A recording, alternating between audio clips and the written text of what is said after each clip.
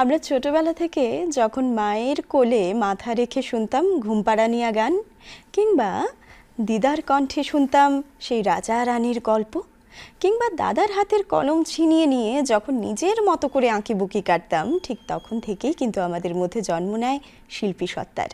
কিন্তু যখন কালের নিয়মে আমরা বড় হতে লাগলাম, কেউ কেউ ভালোবাসি গান গাইতে, কেউ কেউ আবৃত্তি করতে, কেউ কেউ নাচ করতে, কিংবা কেউ কেউ ছবি আঁকতে, কিন্তু সেই যখন পড়াশোনা এবং কেরিয়ার এই দুয়ের দ্বন্দ্বে আমরা বড় হতে লাগলাম, তখন বুঝতে পারতাম না যে আমাদের ভালোবাসাটা সত্যিই কি হারিয়ে যাচ্ছে। আমরা কি আমাদের এই যে সুন্দর শিল্পী সত্তাটা তাকে নিয়ে নিজের কেরিয়ার গড়ে তুলতে পারবো? যখন এরকম হাজারো প্রশ্ন আমাদের মনের মধ্যে আঁকিমুকি কাটছে, ঠিক সেই সময়ে আজকের সাহিত্য সংস্কৃতির আসরে আমরা পেয়েছি Tripura government college of arts and ক্রাফটসের মাননীয় অধ্যক্ষ শ্রদ্ধেয় শ্রী অভিজিৎ ভট্টাচার্য মহোদয়কে। তার কাছ থেকে জানবো আজকে আমাদের মনের মধ্যে কাটা হাজারো আঁকিবুকি প্রশ্নের উত্তরগুলো। নমস্কার স্যার, প্রথমেই আপনাকে অনেক অনেক স্বাগত জানাই আমাদের আজকের এই অনুষ্ঠানে। নমস্কার। প্রথমেই যেটা জানতে ইচ্ছে করছে স্যার, এই যেই কলেজের নাম দিয়ে আমাদের আজকের অনুষ্ঠান শুরু করলাম আমরা, government college of arts and crafts ত্রিপুরার, সেই কলেজের একটু ইতিহাস সম্পর্কে যদি আপনি আলোকপাত করেন। ইতিহাস বলতে আমাদের এই government college of art and craft 1975 সালের 9 সেপ্টেম্বর এটা প্রতিষ্ঠিত হয়েছে, এবং তদানীন্তন প্রিন্সিপাল, যিনি ফাউন্ডার প্রিন্সিপাল যাকে আমরা বলি আর কি, ওনার নাম হচ্ছে ডক্টর সুমঙ্গল সেন। ইনি একাধারে একজন বিশিষ্ট শিল্পী, সেই সঙ্গে একজন শিক্ষাবিদ। তো তারই ঐকান্তিক প্রচেষ্টা ছিল যে ত্রিপুরাতে যাতে একটা আর্ট কলেজ তৈরি করা যায়। কারণ আমরা সবাই জানি যে আমাদের ত্রিপুরার একটা ঐতিহ্য আছে শিল্প সংস্কৃতির ক্ষেত্রে, বিশেষত আমাদের রাজন্য যে আমলটা, সেই সময় থেকে যদি আমরা দেখি, আমাদের প্রচুর শিল্পী রয়ে গেছেন রাজ ফ্যামিলিতেও, যারা বিভিন্ন দিকে ছবি আঁকা থেকে শুরু করে গান, নাচ, লেখালেখি সব কিছুর সঙ্গে যুক্ত ছিলেন। তো তার একটা পরম্পরা, একটা সমৃদ্ধ পরম্পরা বলবো, যে আমাদের চলে আসছিল। তো সুমঙ্গল সেন উনি যখন পড়াশোনা সারলেন, উনি কলকাতা আর্ট কলেজ থেকে পড়াশোনা করেছেন। তো এই কলেজে একটা বিশাল পরিসর উনি পেয়েছিলেন, খুব বড় মাপের সব শিক্ষক শিক্ষিকাকে পেয়েছিলেন। স্বাভাবিকভাবে তার মনে তখন একটা প্রশ্ন জেগেছিল যে আমাদের রাজ্যেও কি এরকম ধরনের কিছু একটা করা যায় কিনা, আমাদের ত্রিপুরা রাজ্যে, যেহেতু এরকম একটা পরম্পরা আমাদের রয়ে গেছে। তো তারই উপরে উনি কনসেন্ট্রেট করলেন, এবং পরবর্তী সময়ে উনি এই প্রস্তাবটা দিলেন রাজ্য সরকারকে, এবং রাজ্য সরকার তখন আসলে এই বিষয় সম্পর্কে রাজ্য সরকারের পরিষ্কার ধারণা কিছু নেই। তো এরকম একটা অবস্থায় রাজ্য সরকারও কিছুটা বিভ্রান্ত যে করবেন কি করবেন না এরকম কিছু। কিন্তু সুমঙ্গল সেন এতটা চাপ তৈরি করলেন সবার উপরে, এবং সবাইকে এখানে একত্রিত করলেন, করে আলটিমেটলি উনি এরকম একটা কিছু করতে পারলেন যে ঠিক আছে, আমরা আপনাকে আপাতত এটা এরকম একটা উদ্যোগ নেওয়ার জন্য আমরা প্রস্তাব দিচ্ছি, আপনারা করুন, দেখা যাক কতটা কী হয়। এই আর্ট কলেজের প্রথম ক্লাসটা শুরু হয়েছিল রবীন্দ্র ভবনের বারান্দায়। আমাদের পুরনো রবীন্দ্র ভবন, আজকে যে রবীন্দ্র ভবনটা আমরা দেখতে পাই সেটা তো নতুন আদলে তৈরি হয়েছে, কিন্তু পুরনো রবীন্দ্র ভবনের বারান্দায় উপরের তলায় সেখানে প্রথম আর্ট কলেজের ক্লাস শুরু হয়। এখানে তখন রবীন্দ্র ভবনের অ্যাডমিনিস্ট্রেটর হিসেবে সুমঙ্গল সেন নিজে ছিলেন। আচ্ছা। তো যার ফলে একটা সুবিধা হয়েছিল, উনি ওটাকে শুরু করেছেন। তারপরে বিভিন্ন জায়গায় এটা শিফট হয়েছে, ভাড়া বাড়িতেও ছিল, গভর্নমেন্ট অন্য বিল্ডিংয়ে ছিল। লাস্ট যেটা ছিল যে সেখানে আপনারা হয়তো জানবেন যে কোনো এক সময় সিটিটিআই বিল্ডিং ছিল, যেটা এখন আমাদের নজরুল কলাক্ষেত্র, সেখানে সিটিটিআই বলে একটা বিল্ডিং ছিল। ওই বিল্ডিংয়ে ক্রাফট ইনস্টিটিউট ওটা ছিল। তো ওখানে একটা অংশ নিয়ে আর্ট কলেজের সুন্দর করে তখন গুছিয়ে ক্লাসটা শুরু হয়। তারপরে এটা দীর্ঘদিন এখানে চলেছে।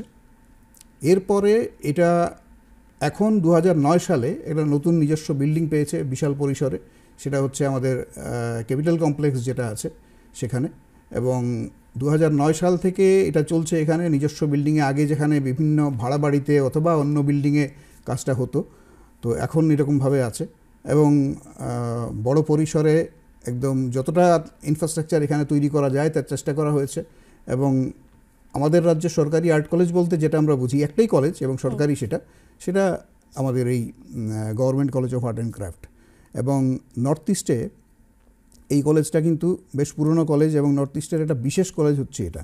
আজকে আন্তর্জাতিক এবং জাতীয় স্তরে তার একটা রেকগনিশন তৈরি হয়েছে যে দীর্ঘদিন ধরে এই কাজকর্মগুলো চর্চা চলছে এবং আন্তরিকভাবে সবাই চেষ্টা করছেন, সরকার থেকে শুরু করে শিল্পী যারা আছেন তারা, শিক্ষক শিক্ষিকারা, আজকে এইরকম একটা জায়গায় এসছে। এই হচ্ছে মোটামুটি একটা ছোট্ট তার ইতিহাস আর কি।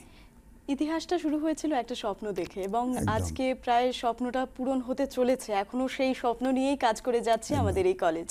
তো যেটা জিজ্ঞেস করতে ইচ্ছে করছে, কি মোটো নিয়ে আমাদের কলেজ কাজ করছে? আসলে এই ধরনের যে কলেজগুলো থাকে, মানে আর্ট কলেজ হোক, মিউজিক কলেজ হোক, বা এই ধরনের শিক্ষা ব্যবস্থায় যে কলেজগুলো থাকে, সেগুলোর মূল তার টার্গেটটাই হচ্ছে যে শিল্প এবং সংস্কৃতি নিয়ে কাজ করা এবং এটাকে যতটা উন্নত করা যায়। এগুলো তার পেছনে একটা বিষয় তো থাকে, সেখানে এই বিষয়ে পড়াশোনা করার পরে সেখানে রোজগারের কি ব্যবস্থা আছে না আছে, কারণ জীবন প্রতিপালনের একটা বিষয়, জীবিকার একটা বিষয় সবসময় সর্বাধিক গুরুত্ব পায়। তো এটাকে তো অস্বীকার করা যায় না। কিন্তু শিল্পীরা যারা এখানে কাজ করতে আসেন, তাদের কিন্তু মূল যে লক্ষ্যটা থাকে সেটা হচ্ছে যে শিল্পটাকে কিভাবে উনি তৈরি করবেন, তার মনের ভাবটা কিভাবে প্রকাশ করবেন। এবং শিল্পী, সাহিত্যিক, কবি সবারই বক্তব্য যে তার চোখে উনি সমাজকে যেভাবে দেখছেন, এই পৃথিবীটাকে যেভাবে দেখছেন, সেটা তার চোখ দিয়ে তিনি দর্শককে দেখাতে চান, শ্রোতার কাছে নিয়ে যেতে চান, এবং এই লক্ষ্যটা সবচেয়ে বড় থাকে।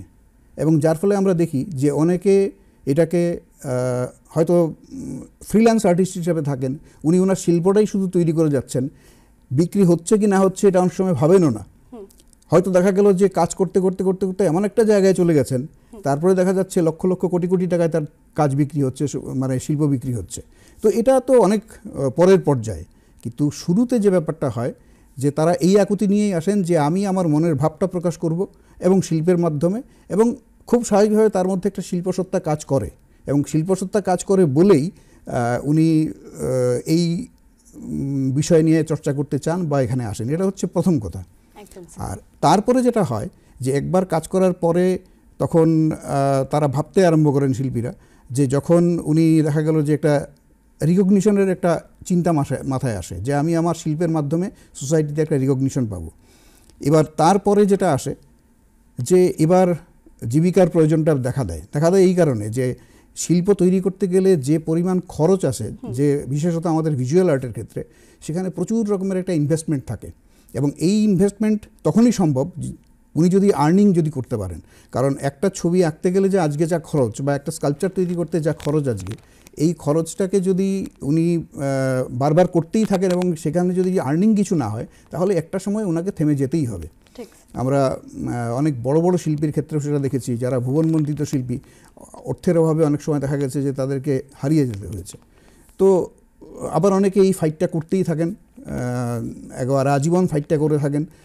তো সেটা বিভিন্ন জন বিভিন্ন রকম, কিন্তু আমাদের যে লক্ষ্য, আমাদের এই আর্ট কলেজের যে লক্ষ্য, যে একটা শিল্পের পরিবেশ তৈরি করা, শিল্পী চেতনা তৈরি করা, সংস্কৃতিকে ঠেলে নিয়ে যাওয়া, আর পাশাপাশি এটা জীবিকার ব্যবস্থা করা। তো এই মোটোটা নিয়েই এগোচ্ছে কলেজ। স্যার, এই মুহূর্তে যেই কথাটি আপনি বললেন যে ভিজুয়াল আর্ট নিয়ে আমাদের এই কলেজ কাজ করে আসছে, এবং এই ভিজুয়াল আর্ট নিয়ে বিভিন্ন রকম কেরিয়ার করার অপশনও রয়েছে আমাদের কাছে। তো যেই প্রশ্নটা এবার আমার মনেও আঁকিবুকি কাটছে, সেটা হচ্ছে যে এই ভিজুয়াল আর্ট কী ধরনের শিক্ষা ব্যবস্থা? ভিজুয়াল আর্ট মূলত হচ্ছে দৃশ্যকলা, অর্থাৎ আমরা দেখতে পাই এমন ধরনের যে কোনো কলাকেই আমরা ভিজুয়াল আর্টের মধ্যে ফেলতে পারি। কিন্তু আমরা ভিজুয়াল আর্ট বলতে একটা বিশেষ গণ্ডির ভেতরে থেকে কাজ করছি। তার মধ্যে যে বিষয়গুলো মূলত আসে, তার মধ্যে ড্রয়িং অ্যান্ড পেইন্টিং আসে, স্কাল্পচার আছে, তারপরে ইনস্টলেশন আসে, ব্যবহারিক কলা অর্থাৎ অ্যাপ্লাইড আর্ট যেটা আছে সেটা আসে। তারপরে এগুলোকে ধরে, এগুলোর ব্যাপ্তি অনেক বেশি, এবং সেখানে আপনি ফিল্ম থেকে শুরু করে, পাবলিকেশন থেকে শুরু করে, টেক্সটাইল থেকে শুরু করে বিভিন্ন জায়গায় এই ভিজুয়াল আর্টের অ্যাপ্লিকেশন আছে। কিন্তু আমরা আর্ট কলেজে যে বিষয়গুলো শেখাই তাদের মধ্যে আছে ড্রয়িং অ্যান্ড পেইন্টিং, স্কাল্পচার এবং অ্যাপ্লাইড আর্ট। এবং এই বিষয়গুলোকে পড়ানোর পাশাপাশি এই বিষয় সম্পর্কে একটা শিক্ষাও নিতে হয়, অর্থাৎ তার থিওরিটিক্যাল যে ব্যাপারটা আছে সেটা খুব জরুরি। তার জন্য এখানে আর্ট হিস্ট্রিটা একটা গুরুত্বপূর্ণ বিষয়, তো আর্ট হিস্ট্রিও পড়ানো হয়। তো আমাদের এখানে আর্ট কলেজে মূলত আমরা এই চারটে বিষয় নিয়ে অনার্স ডিগ্রি কোর্সের ব্যবস্থা রয়েছে। আচ্ছা, সেটা মোটামুটি মানে কি ধরনের কোর্স আমাদের কলেজে রয়েছে সেটার উপর ভিত্তি করেই ভিজুয়াল আর্টটা শুরু হয়েছে। এবং স্যার আরও একটা ব্যাপার যেটা রয়েছে যে একটা মানে আমি যেটা মনে করি যে একটা বাচ্চা যখন ছোট থেকে বড় হয় তার মধ্যেই তখন থেকেই একটা শিল্পী সত্তা শুরু হয়ে যায়, যখন সে আঁকতে ভালোবাসে বা ধরুন না কোনো স্কাল্পচার সে নিজে নিজে মাটি দিয়ে গড়লো তখন থেকে। কিন্তু যখন বয়স বাড়ে, বয়স বাড়ার সঙ্গে সঙ্গে এই যে একটা কেরিয়ার গড়ার ইঁদুর দৌড় শুরু হয়, সেখানে ম্যাক্সিমাম ক্ষেত্রে দেখা যাচ্ছে যে হয়তো মেডিকেল নালে ইঞ্জিনিয়ারিং বা অন্য কোনো কোর্স সেখানে অ্যাড হচ্ছে। কিন্তু সেই যে শিল্পী সত্তা, যে আমি যেটা করতে ভালোবাসি, আর্ট অ্যান্ড ক্রাফটস, যেই ব্যাপারটা ছোটবেলা থেকে শিখে বড় হওয়া বা ভালোবেসে বড় হওয়া, সেটা কোথাও গিয়ে হারিয়ে যাচ্ছে বা সেটা সম্পর্কে সঠিক জ্ঞানটা আমাদের মধ্যে নেই যে এটা নিয়েও ভালোভাবে ক্যারিয়ার গড়া যায়। আপনি কিভাবে দেখেন সেই বিষয়টাকে?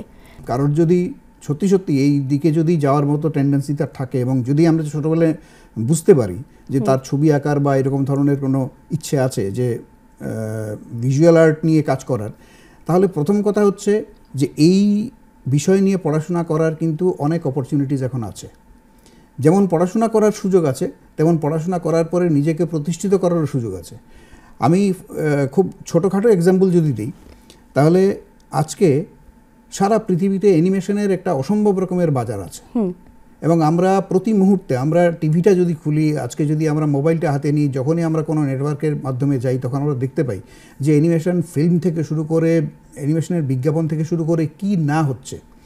এই অ্যানিমেশনে কিন্তু হাজার হাজার লক্ষ লক্ষ শিল্পীরা কাজ করছেন এবং অসম্ভব রকমের একটা গুরুত্বপূর্ণ জায়গা এখন রোজগারের ক্ষেত্রে। আমরা দেখতে পাই যে ফিল্মের মধ্যে এই যে আর্ট ডিরেকশনের যে বিষয়টা, সেখানে প্রচুর লোক কাজ করেন। যেখানে ফিল্মে এখন আর্টিস্ট ছাড়া একটা সেট তৈরি করতে গেলে আমরা আজকে বিভিন্ন ফিল্মে বিভিন্ন রকমের সেট দেখি, যে সেটগুলো দেখলে পরে আমরা মানে মাথা খারাপ হয়ে যায় যে কী ধরনের সেট এরা করছে। তো এইগুলো কিন্তু আর্টিস্টদের করা, এটা অন্য কেউ এগুলো করতেই পারবে না, ওই ডাইমেনশনে নিয়ে যেতে পারবে না যদি আর্টিস্টিক সেন্স যদি ওর না থাকে। এবং সেই সঙ্গে যেটা এখন যুক্ত হচ্ছে সেটা হচ্ছে যে আজকে যে কম্পিউটারকে যেভাবে ব্যবহার করা হচ্ছে, শিল্পীরা তার হাতের যে ক্ষমতাটা আছে, তার যে ফ্যাকাল্টি আছে, তার সঙ্গে যোগ হচ্ছে এবার কম্পিউটার হওয়ার ফলে দেখা যাচ্ছে যে এটার মধ্যে আরও অনেক বেশি কাজ করার সুযোগ তৈরি হচ্ছে শিল্পীদের হাতে। পাশাপাশি আছে অ্যাডভার্টাইজিং। আমরা দেখতে পাই যে ঘুম থেকে ওঠার পর থেকে রাত্রিবেলা ঘুমানো পর্যন্ত আপনি পুরোটা আমরা অ্যাডভার্টাইজিং আমাদেরকে কিন্তু কন্ট্রোল করছে। আপনি কোন টুথব্রাশটা ইউজ করবেন, আপনি কোন টুথপেস্ট ইউজ করবেন, আপনি কোন জামাটা পরবেন, কোন অর্নামেন্টসটা পরলে আপনাকে ভালো লাগবে, কোন বিছানায় আপনি শোবেন, তার মেট্রেসটা কী হওয়া উচিত, এভরিথিং আপনাকে গাইড করছে বিজ্ঞাপনের মাধ্যমে। এই বিজ্ঞাপন কারা তৈরি করছেন? ওই অ্যাপ্লাইড আর্টের যারা আর্টিস্টরা তারাই কিন্তু তৈরি করছেন। এবং সেখানে প্ল্যানিং হচ্ছে, বিভিন্ন বড় বড় কোম্পানি তার অ্যাডভার্টাইজিং সেল থাকে, সেই সেল থেকে ও প্ল্যানিং হয়। প্ল্যানিং হওয়ার পরে এই প্ল্যানিং থেকে কিভাবে তার বায়ারকে সে ক্যাপচার করতে পারে সেটার জন্য প্ল্যানিং হয় এবং সেভাবে বিজ্ঞাপনের রূপরেখা তৈরি হয়, সেভাবে বিজ্ঞাপনের ডিজাইন তৈরি হয় এবং সেটা আর্টিস্টদের কাজ। তো এখানে আরেকটা আছে যেমন পাবলিকেশন। আজকে আমরা বহু কিছু দেখছি, এই যে বইয়ের মধ্যে আপনার ছাপার, তার ডিজাইনিং, তার লেআউট ডিজাইনটা কী হবে, তার মধ্যে ইলাস্ট্রেশন কী হবে, এভরিথিং করছে এরা। এবার টেক্সটাইল ডিজাইনিংয়ে যান, টেক্সটাইল ডিজাইনিংয়ে যাওয়ার পরে যে ডিজাইনগুলো তৈরি হচ্ছে আজকে আমাদের শাড়ি, কাপড় এগুলোর মধ্যে বা অন্যান্য কাপড়ে, এই ডিজাইনিংও সেই শিল্পীদের করা। এবার এরকম ধরনের শত সহস্র আছে, আমি বলে শেষ করতে পারবো না। প্রতি ক্ষেত্রে আপনার শিল্পীদের কাজ আছে, কিন্তু মুশকিল হচ্ছে আমরা এই ব্যাপারটা নিয়ে এতটা উদাসীন যে আমরা জানি না যে এই জায়গায় গেলে পরে কী হবে। আমরা শুধুমাত্র ডাক্তার, ইঞ্জিনিয়ার, প্রফেসর এগুলোর ক্ষেত্রে আমরা ভাবছি, কিন্তু আজকে যদি সেরকমভাবে আমাদের বাচ্চাদেরকে যদি চ্যানেলাইজ করতে পারি আমরা, তাহলে ডাক্তার, ইঞ্জিনিয়ার কি, ও একটা পেইন্টিং বিক্রি করবে হয়তো 5 লাখ 10 লাখ টাকায়, এরকম জায়গায়ও যেতে পারে। হ্যাঁ, তবে সেটা সবার ক্ষেত্রে হবে না। তার কারণ হচ্ছে যে সবাই ছবি এঁকে বা স্কাল্পচার করে তার স্কাল্পচার বিক্রি হয়ে যাবে, ছবি বিক্রি হয়ে যাবে, এমন কোনো কথা না। কিন্তু তাকে আমরা কিন্তু এরকম ধরনের অনেকগুলো কাজে যুক্ত করতে পারি, যেটা আমি বললাম। তো এখানে আজকে দেখুন ন্যাশনাল ইনস্টিটিউট অফ ডিজাইন, এই যদি ইনস্টিটিউশনে কেউ ভর্তি হতে চায় তাহলে তাকে প্রথম যে ব্যাপারটা দেখতে হয় যে তার ভিজুয়াল আর্টে কতটা তার দক্ষতা আছে। এটা কিন্তু এটা বিশেষ বিচার্য বিষয়, অ্যানিমেশনের ক্ষেত্রেও তাই। এবং বহু এরকম আছে যে ভিজুয়াল আর্ট নিয়ে কী করছে তার সেরকম ধরনের ধারণা আছে কি না, সেটা কিন্তু খুব গুরুত্বপূর্ণ। তাই আমি বলবো যে এখন আপনারা যদি একটু খোঁজখবর নেন, আমি যারা এখানে দর্শক আছেন আমাদের এবং যারা এখানে মানে পরবর্তী সময় যারা বিভিন্ন বিষয় নিয়ে পড়াশোনা করার ব্যাপারে চিন্তাভাবনা করছেন যে কোন দিকে যাওয়া যায় বা কী রকম ধরনের ব্যবস্থা আছে, তাহলে আমি তাদের উদ্দেশ্যে বলবো যে এখানে এরকম ধরনের বহু ব্যাপার আছে। শুধুমাত্র একটু ইন্টারনেটে যদি আমরা যাই, একটু যদি ঘাটাঘাটি করি, তাহলে দেখব যে অপরচুনিটিসের অভাব নেই। এবং আমি বলবো আমাদের রাজ্যের থেকে এরকম ধরনের আমাদেরই আর্ট কলেজ থেকে বহু স্টুডেন্ট বেরিয়ে যাচ্ছে যারা ফ্রিল্যান্স ওয়ার্ক করছে এখন, এবং ফ্রিল্যান্স ওয়ার্ক শুধু করছে না, তারা এখন আমাদের ন্যাশনাল এবং ইন্টারন্যাশনালি তাদের রেপুটেশন এরকম ধরনের হয়েছে যে হাজার হাজার লক্ষ লক্ষ টাকায় তাদের কাজ বিক্রি হচ্ছে। তারা বিভিন্ন জায়গায় খুব দক্ষতার সঙ্গে অ্যানিমেশনের কাজ করছে। তো কিন্তু এই সেক্টরে লোকের খুব অভাব টিল ডেট, মানে সারা ভারতবর্ষেই লোকের অভাব। এবং সেখানে দেখা যাচ্ছে যে বিভিন্ন বিদেশি কোম্পানি, যে কোম্পানিগুলো এই ধরনের কাজ করে, তারা কিন্তু ভারতীয় শিল্পীদেরকে বিশেষভাবে গুরুত্ব দেয় এই কারণে যে আমাদের এখানে এখনও যে ধরনের চর্চা হচ্ছে, সেই চর্চাগুলো দেখা যাচ্ছে যে এই কাজগুলোর মধ্যে গেলে এরা অনেক নতুন নতুন ইনপুট দিতে পারে, যেগুলো এখন খুব জরুরি। এবং এখানে ভিজুয়াল আর্টের ক্ষেত্রে ক্রিয়েটিভিটির একটা বড় ব্যাপার আছে, যে যত বেশি ক্রিয়েশন দেখাতে পারবে, তার ক্রিয়েটিভিটি দেখাতে পারবে, তার জায়গা তত বেশি বড় পরিসর সে পাবে কাজ করার জন্য। তো এই ক্রিয়েটিভিটির কিন্তু আমাদের দেশে কোনো অভাব নেই। আমাদের এই ছোট্ট রাজ্য ত্রিপুরায় আমরা দেখি যে ক্রিয়েটিভিটির আপনারা যদি এক্সিবিশনগুলো দেখেন, তাহলে বুঝতে পারবেন যে কোন লেভেলে স্টুডেন্ট এখন আমাদের ছাত্রছাত্রী বা শিল্পীরা ভাবছেন। তো এই জন্যে অপরচুনিটিসের প্রচুর আছে। আমি জাস্ট কয়েকটা বললাম, সেখানে মানে খোঁজ করলে আরও অনেক কিছু পাওয়া যাবে। এইগুলো বিশেষভাবে আমরা দেখতে পাচ্ছি যে খুব ইম্প্যাক্ট তৈরি করছে আমাদের সোসাইটি। কিন্তু স্যার এখানেও একটা প্রশ্ন থেকে যায় যে যে ব্যাপারগুলো আপনি বললেন যে ভিজুয়াল আর্ট নিয়ে বিভিন্ন রকম অ্যানিমেশন, বিভিন্ন ইন্ডাস্ট্রিতে কাজ করা, তো এখানে একটা প্রশ্ন আসতেই পারে যে এই সব কিছু কাজ কি আমাদের ত্রিপুরার বাইরেই হবে? ত্রিপুরাতে সেই সব কাজের কতটুকু সম্ভাবনা রয়েছে? ব্যাপার হচ্ছে যে এই জিনিসগুলো আজকে ওয়ার্ল্ড ওয়াইড তার ছবির মার্কেটটা শুধুমাত্র ত্রিপুরা বা নর্থ ইস্ট বা ভারত এরকম ধরনের সীমাবদ্ধ নয়, সেটা আন্তর্জাতিক তার একটা মার্কেট। এবং বহু শিল্পী এরকম আছেন যাদের দেশে যদি ছবি বিক্রি হয় যতটা, তার 3 গুণ ছবি বিক্রি হয় বিদেশে। এবং আমরা যদি আমাদের এখন যে নেটওয়ার্ক আছে সেটার ব্যবস্থা, সেটার সাহায্য যদি আমরা নিই এবং সেটাকে যদি আমরা কাছে টেনে নিই, তাহলে কিন্তু তার মাধ্যমে আজকে আমার কাজগুলো ডিসপ্লে করার ব্যবস্থা থাকে। হ্যাঁ, সেখানে আমি নেটওয়ার্কের মাধ্যমে সেটা ডিসপ্লে করার ব্যবস্থা থাকে। এবং বহু বায়ার, যে আজকে বাড়িতে বসে একজন বায়ার হয়তো তার কাজটা দেখতে পাচ্ছেন এবং সেখান থেকে তাকে চুজ করতে পারছেন, উনি পারচেজও করতে পারছেন, এই জায়গাগুলো এখন আছে। এবং ঘর সাজানোর মতো ছবির জন্য আপনি যা সার্চ করুন, দেখবেন কত শত সহস্র ছবি আসছে। তার মানে এই প্ল্যাটফর্মগুলিও কাজে দেয়। আমাদের রাজ্যে যে ব্যাপারগুলো আছে, যেমন ধরুন সরকারিভাবে আমাদের সেরকম ধরনের এখনও আমরা ওই জায়গায় যেতে পারিনি যে শিল্পীকে কিভাবে জীবিকার ব্যবস্থা করে দেওয়া যায়, খুব সীমিত জায়গাটা। এবং সীমিত হওয়ার একটা মূল কারণ হচ্ছে যে আমাদের এই রাজ্যে কিন্তু ইন্ডাস্ট্রি সেরকমভাবে ডেভেলপ করেনি। এবং যতক্ষণ পর্যন্ত কোনো জায়গায় ইন্ডাস্ট্রি ডেভেলপ না করছে, পর্যটন ডেভেলপ না করছে, ততক্ষণ পর্যন্ত কিন্তু আমরা বাইরের লোক যতক্ষণ না আসছে রাজ্যে, ততক্ষণ পর্যন্ত কিন্তু এইসব জিনিসগুলো নিয়ে মার্কেট তৈরি করাটা খুব মুশকিল। তার মানে আপনি এটা বলতে চাইছেন যে পর্যটনের সঙ্গে আমাদের এই যে আর্ট অ্যান্ড ক্রাফটস বা ভিজুয়াল আর্টে আমাদের ক্যারিয়ার গড়া, সেটা বিভিন্ন ওতপ্রোতভাবে যুক্ত। হ্যাঁ, এবং আমি বলবো যে আজকে এই যে আমাদের ত্রিপুরার কিন্তু পর্যটনের যে মানে এখনও সরকার যেভাবে ভাবনা চিন্তা করছেন বা আগামী দিনে যে চিন্তাভাবনাগুলো তারা ইমপ্লিমেন্ট করার জন্য যাচ্ছেন, তাতে সম্ভাবনা তো অসম্ভব আছে। কতটা কি করা যাবে সেটা আমরা জানি না, কিন্তু আমরা আশা করতেই পারি। এবং এই আশার উপরে ভিত্তি করে আমি বলছি যে পর্যটন শিল্পটা যদি সেরকমভাবে তৈরি হয়, তাহলে কিন্তু এখানে শিল্পীদের ভূমিকা অসম্ভব রকমের। আজকে ফর এক্সাম্পল, আমরা যখন মেরিনা বিচে যাই, তখন আমরা সমুদ্র তো দেখতে পাচ্ছি, তার পাশে একটা বিশাল বড় স্কাল্পচার দেখতে পাচ্ছি, যে স্কাল্পচার দেখলে পরে আমরা একদম মানে এখানে আশ্চর্য হয়ে যায়, এরকম একটা স্কাল্পচার। এটা হচ্ছে পাবলিক আর্ট। এরকম আমাদের রাজ্যে কিন্তু এরকম ধরনের পাবলিক আর্ট করার শত সহস্র সুযোগ আছে।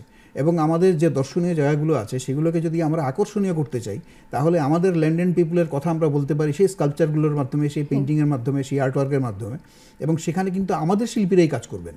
এবং এখানে এই যে শিল্পীরা যখন কাজ করলেন, আমরা যদি বিভিন্ন জায়গায় যদি এরকম ধরনের গ্যালারি তৈরি করতে পারি, সেখানে যারা পর্যটকরা আসছেন, তারা ত্রিপুরার মাটি থেকে যখন একটা আর্টওয়ার্ক কিনে নিয়ে যাবেন, তারা কিন্তু জানবেন যে আমরা যেমন আজকে যখন কোনো একটা বাইরে কোনো জায়গায় যাই, যেমন বাঁকুড়া গেলাম আমরা, ওখানে গিয়ে দেখা যায় যে বাঁকুড়ার আমরা টেরাকোটার জিনিস নিয়ে আসছি। ওখানে গেলেই আপনি ওই জিনিসটা না যদি কেনেন তাহলে আপনার মনে হবে যে আরে একটা জিনিস তো মিস করলাম, সেটা আমি করলাম না। ঠিক এরকম কিন্তু আমাদের ত্রিপুরায় আমরা তৈরি করতে পারি, কিন্তু এই জায়গাগুলো তৈরি করতে গেলে সরকার এবং সাধারণ সবার সম্মিলিত প্রচেষ্টায় তৈরি হবে, এবং এই প্রচেষ্টাটা তখনই সম্ভব যদি শিল্পীরা এগিয়ে আসেন। এবং শিল্পীরা আমি যতটা জানি যে সবাই খুব উৎসাহী, কাজ করছেন, এবং কাজ করে এখন কিন্তু আমাদের রাজ্যে ললিত কলার সেন্টার গত 2018 সালে এখানে প্রতিষ্ঠিত হয়েছে, এবং এই রিজিয়নাল সেন্টার খুব অ্যাক্টিভলি কাজ করছে 2021 সাল থেকে। মানে এটা খুব আশ্চর্যের ব্যাপার যে এই বছরে যে পরিমাণ শিল্পী এখানে উৎসাহ নিয়ে কাজ করছেন, এবং লাস্ট ইয়ার 2023 সালে যে ন্যাশনাল এক্সিবিশন যেটা হয়েছে, যেটা ললিত কলা ভারতবর্ষে করে, এবং এটা হচ্ছে ভারতবর্ষের সরকারিভাবে সবচেয়ে বড় এবং স্বীকৃত যে এক্সিবিশনটা, সারা ভারতের থেকে শত সহস্র আর্টিস্টরা সেখানে পার্টিসিপেট করেন, এবং সিলেক্টেড আর্টিস্টদের সেখানে এক্সিবিশন হয়। অর্থাৎ গত বছরে যেটা আমি জানি, আমি ব্যক্তিগতভাবে গত বছর যে সিলেকশন বোর্ড ছিল তার একজন জুরি মেম্বার আমি ছিলাম। দুটো জুরি বোর্ড হয়, তার মধ্যে একটা জুরি বোর্ডের মেম্বার আমিও ছিলাম। তো সেখানে ভারতবর্ষে বিভিন্ন জায়গা থেকে বিশিষ্ট শিল্পীরা থাকেন জুরি বোর্ডের মেম্বার হিসেবে। তো আমার থাকার সুযোগ হয়েছিল। সেখানে আমি দেখেছি যে প্রায় 1010 কাজ এখানে এসছে। তো এই কাজগুলোর থেকে জাস্ট 297 টাকার সিলেকশন পেয়েছে, এবং মজার ব্যাপার হচ্ছে যে আমাদের ত্রিপুরার শিল্পীদের এখানে 5টা কাজ। বাহ! তো এটা আমাদের কাছে একটা বিশাল পাওনা, অ্যাচিভমেন্ট, এবং সব ইয়ং আর্টিস্ট, মানে জাস্ট এরা সদ্য পাশ করে বেরিয়েছে, এই ধরনের আর্টিস্টরা বেশি দিন হয়নি, তাদের কাজ। এবং আরও মজার ব্যাপার হচ্ছে যে এই যে সারা ভারতবর্ষে থেকে এতগুলো এন্ট্রি এসছে, তার মধ্যে সিলেকশন পেয়েছে 297। এই 297-এর মধ্যে 20 জনকে ন্যাশনাল অ্যাওয়ার্ড দেওয়া হয়, তাকে ন্যাশনাল অ্যাওয়ার্ডি হিসেবে ঘোষণা দেওয়া হয়। এটা একটা বিশাল বড় সম্মান। মানে বহুজন এরকম শিল্পী আছেন যাদের জীবনে কোনোদিন এগুলো মানে পাওয়া তো দূরের কথা, তার ধারে কাছে যাওয়ার সুযোগ হয় না। ঠিক। এবং তারা একটা সময় আমাদের সবার, যারা আমরা শিল্পকলা ভালোবাসি, তাদের আইডল হয়ে যায়। এখন প্রশ্ন আসে যারা চাইছে যে একটা জিনিস বলে দিই, না হলে এই জায়গাটা অসম্পূর্ণ থাকে। ওই 20 জনের মধ্যে একজন আমাদের রাজ্যের সৌমেন দেবনাথ, সে 2023-এ সে ন্যাশনাল সিলেকশন পেয়েছে, অ্যাওয়ার্ডই হয়েছে। এটা আমাদের কাছে একটা বিশাল বড় পাওনা। তো এই যে ঘটনাটা, এটা কিন্তু ছোট করে দেখার কোনো সুযোগ নেই, কিন্তু এটা অনেক বড় একটা বিষয়। ঠিক সেরকমভাবে গত বছরই আমাদের জুনিয়র এবং সিনিয়র স্কলারশিপ এসছে ন্যাশনাল লেভেলে অনেকগুলো একসঙ্গে। তো এইখানে আর্ট কলেজ যদি আমরা ধরি যে এই শিল্পী তৈরির আতুরঘর, তাহলে ললিত কলাও পাশাপাশি এমন ধরনের কিছু কাজ করছে যে আজকে বিশাল রকমের একটা ক্ষেত্র তৈরি হয়েছে। তো যেটা আপনি বলছিলেন যে রোজগারের ব্যাপারটা, এই শিল্পীদেরকে যদি আমরা কাজে লাগাতে পারি আমাদের রাজ্যে, তাহলে কিন্তু আমাদের রাজ্যে একটা বিশেষ রকমের পরিবেশ তৈরি হতে পারে এবং একটা জীবিকার জায়গা তৈরি হতে পারে। একদম তাই। স্যার, যেটা বললেন যে আমাদের ত্রিপুরা রাজ্যের গর্বের সন্তানরা আমাদের মুখ উজ্জ্বল করছে তাদের কাজের মধ্য দিয়ে, এবং তারাই কিন্তু আগামী দিনের যারা ভাবছে যে আমরাও করব, তাদের কাছে আইডল হয়ে উঠছে। তো এই ক্ষেত্রে বলবো যে আমরা আমাদের এই অনুষ্ঠানের মধ্য দিয়ে হয়তোবা আমাদের ক্যামেরার ঠিক ওপারে যারা বসে আছেন, যারা আমাদের এই অনুষ্ঠান দেখছেন, তাদেরও মনে হচ্ছে যে ঠিক আছে, আমি এখন এইটা নিয়েই পড়বো, ভিজুয়াল আর্ট নিয়ে আমার ক্যারিয়ারটা গড়বো, কিন্তু তার জন্য আমাকে ভর্তি হতে হবে government college of arts and crafts ত্রিপুরায়। তো এবার হচ্ছে তাদের ক্ষেত্রে একটা নির্দিষ্ট এলিজিবিলিটি নিশ্চয়ই থাকবে, তারা অ্যাপ্লাই করতে পারবে, কিভাবে তারা অ্যাপ্লাই করবে, একটু যদি সেদিকে আলোকপাত করেন আপনি। ত্রিপুরা সেন্ট্রাল ইউনিভার্সিটি যেটা আছে আমাদের আগরতলায় সূর্যমণিনগর, এর আন্ডারেই আমাদের এই কলেজের পঠন পাঠনটা পরিচালিত হয়। তো এখানে আমরা মূলত 4টি বিষয়ে অনার্স ডিগ্রি কোর্স পড়াই আপাতত। আমাদের আরও 1-2টো কোর্স খোলার মতো আমাদের একটা ইচ্ছা আছে এবং আমরা চেষ্টা করছি। কিন্তু এখন যা বিষয় নিয়ে পড়ানো হয় বা পড়া যায় সেটা হচ্ছে, একটা হচ্ছে পেইন্টিং, একটা স্কাল্পচার, একটা আর্ট হিস্ট্রি, আর একটা হচ্ছে অ্যাপ্লাইড আর্ট।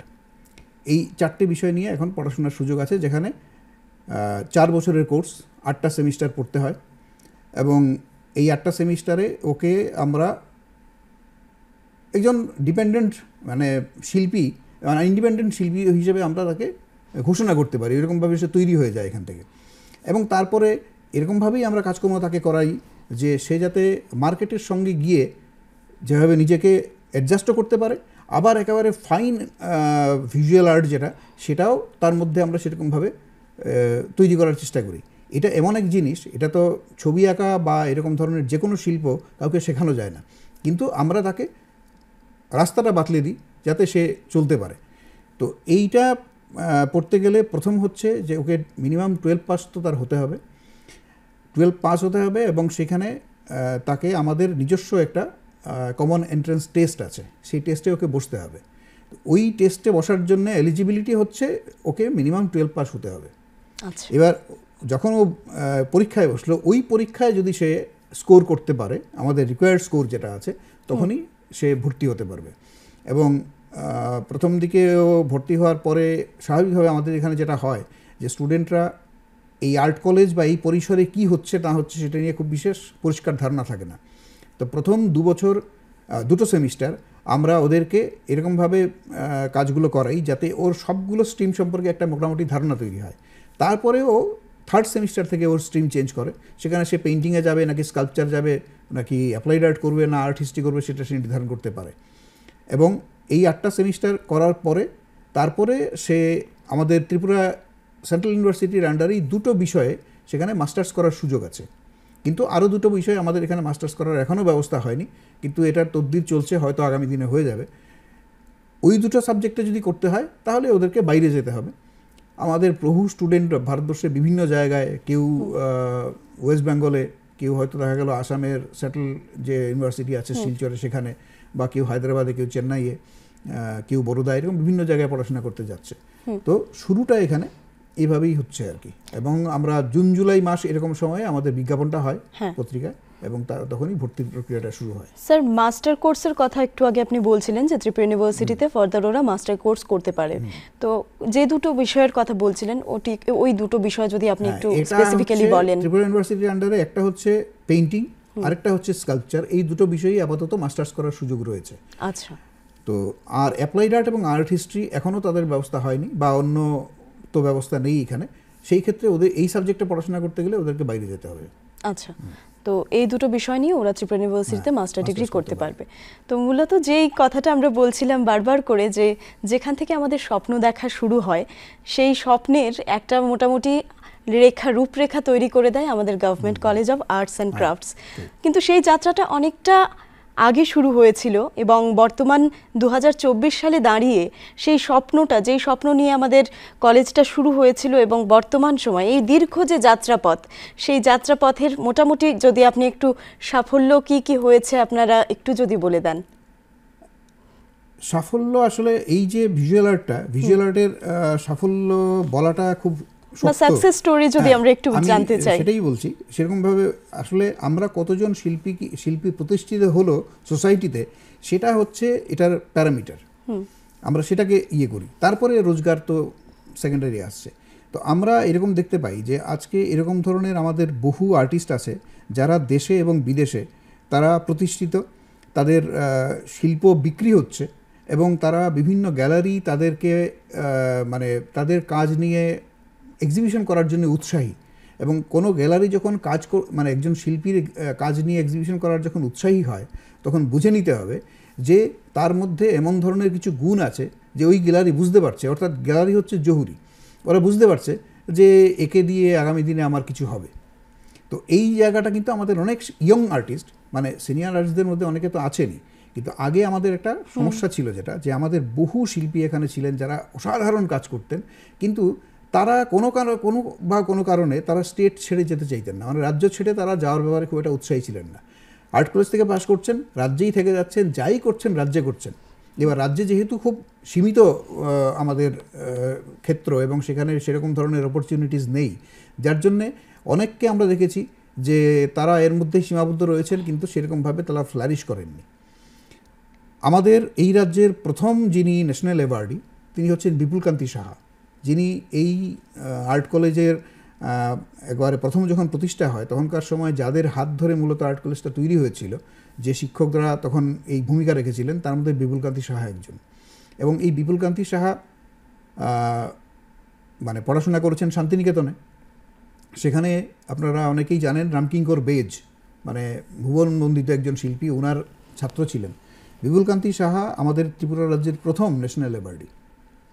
তার পরবর্তী সময় ন্যাশনাল অ্যাওয়ার্ডই আমি এই জন্যে বললাম যে এই ন্যাশনাল অ্যাওয়ার্ড উনি পেয়েছেন, মানে এটা একটা বিশাল স্বীকৃতি, সেই জন্য বিপুলকান্তি সাহার নামটা এখানে বলা। তার পরবর্তী সময় মৃন্ময় দেববর্মা, ইনি ন্যাশনাল অ্যাওয়ার্ডই তো হয়েছেনই, উনি ফরেন স্কলারশিপ পেয়ে দীর্ঘদিন উনি প্যারিসে ছিলেন এবং সেখানে উনি কাজ করেছেন। তার পরবর্তী সময় 2023 সালে আরেকজন পেয়েছে, যার কথা বললাম কিছুক্ষণ আগে, যে সৌমেন দেবনাথ, সে পেয়েছে ন্যাশনাল অ্যাওয়ার্ড। তো এই যে ন্যাশনাল অ্যাওয়ার্ডটা পাচ্ছে, তার মানে কি এখানে এমন ধরনের কিছু কাজ হচ্ছে যে আমরা গর্ব করে বলতে পারি যে এই ব্যাপারগুলো আমাদের এখানে আসছে। একদম স্যার। স্যার আরেকটা কথা একটু জানতে ইচ্ছে করছে, যেটা আপনি বলছিলেন যে স্কলারশিপের ব্যাপারটাও এখানে চলে আসছে। বিভিন্ন রকম স্কলারশিপ আমরা জানি গভর্নমেন্ট স্কিম থেকে আমাদেরকে দেওয়া হয়। আমাদের এই কলেজে যারা স্টুডেন্টরা রয়েছে তাদের জন্য কি ধরনের স্কলারশিপের ব্যবস্থা রয়েছে? এমনিতে কলেজে তো জেনারেল যে স্কলারশিপগুলো আমাদের থাকে অন্যান্য সব কলেজে, তা তো আমাদের এখানে আছেই, সরকারি সব ব্যবস্থা। এর বাইরে যেগুলো আছে, যে বিভিন্ন এরকম ধরনের সংস্থা আছে, যেমন আজকে বিড়লা আছে, একাডেমি অফ ফাইন আর্টস আছে, এরকম ধরনের আরও অনেক সংস্থা আছে, ললিতকলা তো আছেই, যে তাদের বিভিন্ন রকমের স্কলারশিপ, ফেলোশিপ, সিসিআরটি আছে, এদের আছে। এবং সেখানে বিগত বছরে যেটা হয়েছে, আমরা সিনিয়র এবং জুনিয়র স্কলারশিপ যারা পেয়েছেন তারা সিসিআরটির থেকে পেয়েছেন, এবং সেটা কিন্তু মানে তারা কাজ করার মতো তাদেরকে পরিসর দেওয়া হচ্ছে। প্রতি মাসে তাদেরকে একটা ভালো একটা অ্যামাউন্ট দেওয়া হচ্ছে, এবং তারা শুধু কাজটা যাতে করেন তার জন্য এই ব্যবস্থাটা তাদেরকে দেওয়া হচ্ছে। আজকে ললিতকলা আর এখানে যে স্টুডিওটা আছে সেখানে কিন্তু শিল্পীরা কাজ করছেন, এবং এরকম একটা পরিসর পেয়েছেন, এরকম একটা জায়গা পেয়েছেন, পাশাপাশি তারা স্কলারশিপ পাচ্ছেন। এটা একটা বিশেষ ব্যাপার। এই স্কলারশিপের জন্য কি যারা ক্যান্ডিডেট রয়েছে, যেসব ক্যান্ডিডেট আপনার কলেজের মধ্যে রয়েছে যারা পড়াশোনা করছে, তারা সবাই এলিজিবল নাকি না কিছু বাছাই করা হয়? এখানে হচ্ছে এগুলোর ক্ষেত্রে কিছু যারা কলেজে যারা পড়াশোনা করে তাদের এক ধরনের, আবার যারা কলেজ থেকে পাশ করে বেরিয়ে গেছে তাদের এক ধরনের, এবং সেখানে অ্যাপ্লাই করতে হয়। সবাই অ্যাপ্লাই করতে পারে, কিন্তু যে এলিজিবিলিটি যা যা আছে সেগুলো যদি কেউ ফুলফিল করতে পারে এবং তার যা যা তার কি বলবো ক্ষমতা আছে সেটা যদি সে শো করতে পারে, তাহলে খুব স্বাভাবিকভাবেই সে এটার জন্য নির্বাচিত হয়। কারণ এটা নির্বাচনের একটা পদ্ধতি আছে, সেই পদ্ধতির মধ্যে দিয়ে যেতে হবে, কারণ চাইলেই পাওয়া যাবে না। সেই স্বাভাবিকভাবে তাকে সেরকম ধরনের জায়গায় পৌঁছতে হবে নিজেকে, সেটা কারণ আমরা জানি এখন কম্পিটিশনের যুগ চলছে। স্যার, আমাদের অনুষ্ঠানের প্রায় শেষ মুহূর্তে চলে এসেছি আমরা। তো এই মুহূর্তে আপনার কাছ থেকে যেটা জানতে চাইবো, যে আপনাদের কলেজের বিভিন্ন রকম তো অ্যাক্টিভিটিস রয়েছে, সেই সঙ্গে ভবিষ্যৎ পরিকল্পনা কি রয়েছে? আমাদের ভবিষ্যৎ পরিকল্পনা বলতে সবচেয়ে আগে যেটা জরুরি, আমরা যারা চিন্তাভাবনা করছি, যে আমাদের এই বিভিন্ন ভারতবর্ষের বিভিন্ন বড় বড় কলেজে একই ক্যাম্পাসের মধ্যে মাস্টার্স এবং গ্র্যাজুয়েশন এই দুটোরই করার সুযোগ থাকে। এটা একটা বিশেষ প্রয়োজন এই কারণে যে এই যে আদান প্রদানটা হয়, যে একই ক্যাম্পাসের মধ্যে যখন দুটো ধরনের কাজ হচ্ছে, তাতে কিন্তু প্রত্যেকে সমৃদ্ধ হওয়ার একটা সুযোগ থাকে। আমরা এই চিন্তাভাবনার মধ্যে আছি, আমরা প্রস্তাবও রেখেছি যে আগামী দিনে যদি আমরা আমাদের ক্যাম্পাসে যদি কোনোভাবে মাস্টার্সের যদি ক্লাস করা যায়, এটা একটা বিশেষ বিষয়। আগামী দিনে আমরা আরও ডিপার্টমেন্ট এখানে শুরু করতে চাই। তার মধ্যে একটা হচ্ছে গ্রাফিক্স ডিপার্টমেন্ট। গ্রাফিক্স ডিপার্টমেন্ট এটা হচ্ছে এটাকে বলে প্রিন্ট মেকিং, অর্থাৎ ছবি আমরা জানি যে একজন শিল্পী একটি ছবি আঁকেন, যখন ক্যানভাসে উনি ছবি আঁকছেন, কিন্তু এই ছবিটার ক্ষেত্রে যেটা হয় গ্রাফিক্সের ক্ষেত্রে, প্রিন্ট মেকিংয়ের ক্ষেত্রে, যে উনি একটা ছবি করছেন, সেই ছবিটার আরও রিপ্রিন্ট করা সম্ভব হয়, এবং এই রিপ্রিন্টটা কিন্তু প্রত্যেকটাই অরিজিনাল। ঠিক, ওটাকে আমরা মানে এটার কপি বা ডুপ্লিকেট এরকম বলার কোনো সুযোগ নেই, এটা প্রত্যেকটাই অরিজিনাল, এবং এইটা একটা বিশেষ মানে এখন সারা পৃথিবীতেই এটা খুব পছন্দের একটা মাধ্যম শিল্পীদের কাছে। তো এই ডিপার্টমেন্টটা আমাদের এখানে এখনও খোলা হয়নি। তো এটা আমরা ইউনিভার্সিটির কাছে অলরেডি আমরা অ্যাপিল রেখেছি, এবং আগামী দিনে আশা করছি হবে, কারণ আমাদের এখন বিল্ডিংটাকে এক্সপানশনের প্রশ্ন। এটা যদি হয় তাহলে গ্রাফিক্স ডিপার্টমেন্টটা আমরা এখানে খুলতে পারবো, এবং এটা সবার কাছে খুব আকর্ষণীয় একটা ব্যাপার হবে। এবং পরবর্তী সময় যদি সম্ভব হয় তাহলে অন্তত অ্যানিমেশনের একটা কোর্স আমরা এখানে যদি চালু করতে পারি, সেটা আমাদের একটা প্ল্যান আছে, ওই প্ল্যানেই আমরা এগোচ্ছি। অনেক অনেক ধন্যবাদ স্যার। আমরা যে হাজারো প্রশ্ন মাথার মধ্যে নিয়ে আমাদের অনুষ্ঠান শুরু করেছিলাম, তার অনেকটাই কিন্তু আমরা জানতে পেরেছি, এবং আজকের অনুষ্ঠানে আমরা অনেকটাই সমৃদ্ধ হয়েছি। অনেক অনেক ধন্যবাদ জানাই স্যার আপনাকে। আপনাদের সবাইকে নমস্কার। নমস্কার।